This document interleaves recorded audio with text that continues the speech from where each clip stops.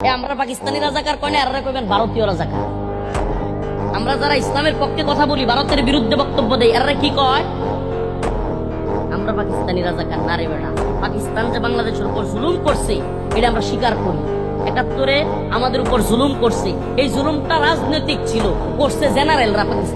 পাকিস্তানের সাধারণ মানুষ করে নাই, জেনারেলরা করছে।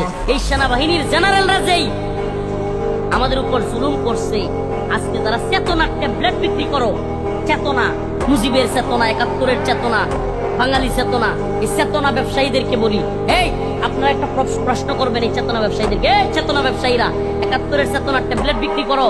তোমাদের বাপ শেখ মুজিব ৭১ পরে বাংলাদেশ যখন স্বাধীন হয়েছে তখন বুট্টুরে বাংলাদেশ লাল গালিচা সংবর্ধনা কেন দিচ্ছে? প্রশ্ন করবেন।